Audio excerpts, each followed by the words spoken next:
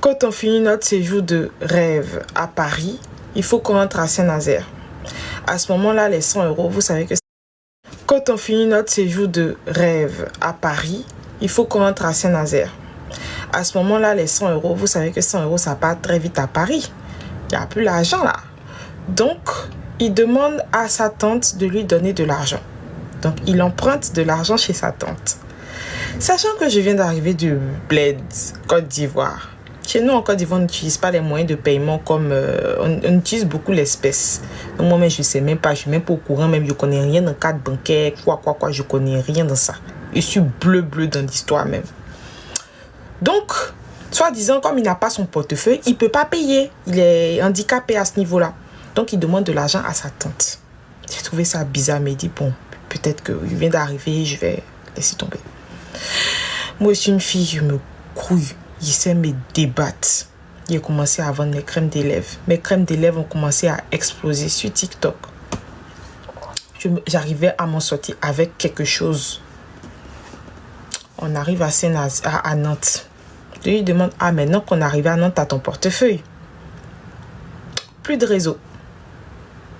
Il m'a dit un truc là, je sais plus ce qu'il m'a dit, mais en tout cas, on n'a jamais retrouvé le soi-disant portefeuille qui était resté à Nantes. Donc, bref. J'ai commencé à me dire dans ma tête là, ma chérie, il faut que tu commences à te chercher. Hein. On dirait que là même là, c'est gâté, nanina. Hein. Il me dit, bon, peut-être que le gars, il a mis tout l'argent aussi dans le mariage. Actuellement, c'est chaud sur lui, je sais pas. Vu qu'il ne me parle pas de ses finances plus que ça, il est très mystérieux à ce sujet-là. Donc, il me dit que peut-être que, il ne sait pas. On a mangé soupe. Jusqu'à qu'on arrive à Saint-Nazaire, il n'y avait rien à manger. On a mangé soupe. Parce qu'au début, on mangeait chez sa maman. Je suis arrivée, mais on sentait que c'était chaud même. Mais bon, il me dit, bon, il commence à vendre, il commence à me débrouiller. Il fait les lives TikTok, il parle les gens, je vends. Je cherche travail à côté. Le matin, je commence à 5 h du matin. Donc, il me réveille à 4 h. Je commence à vendre. Et au moment où je vous parle de ça, on rentrait dans la période hivernale. Donc, on était son automne, en tout cas début hiver. Il commence à chercher travail, il commence à voir que ma chérie, si tu n'étais pas bougé là, tu es dans la merde. Bouge-toi, grouille, débrouille-toi. Allez là, c'est bizarre même. Il commence à faire femme de ménage, enchaîne un petit boulot.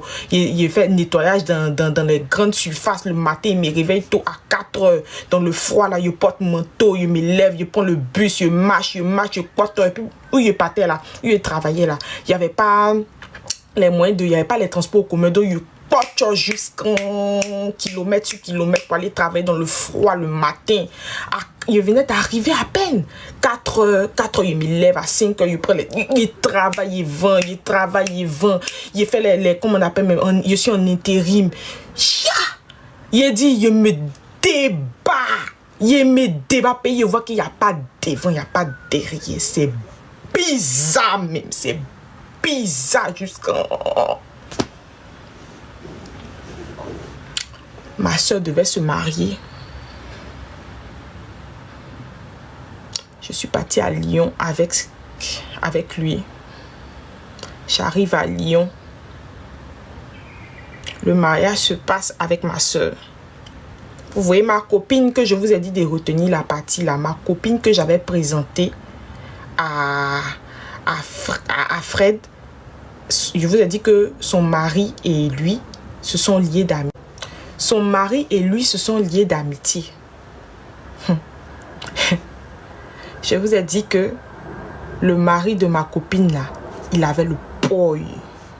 Et lui, il a le vrai poi. Il a l'un même le gars là. Mais il ne s'est pas lié avec lui de manière anodine. Parce qu'il a regardé que le gars avait le poi. Donc il s'est dit que là.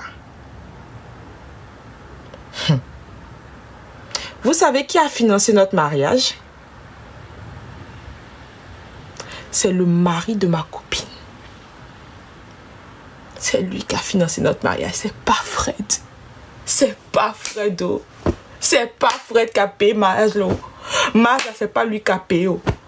Le jour où j'ai appris ça, là, j'étais au mariage de ma soeur à Lyon. Ma copine m'a appelé pour me dire, Mais et l'argent de vos mariages, c'est comment? J'ai dit, tu parles de quoi? Quel argent des mariages? Ah, tu n'es pas au courant? Ton mari a pris millions avec mon mari pour financer votre mariage parce qu'il lui a dit que, soi-disant, il a des problèmes avec sa carte bancaire.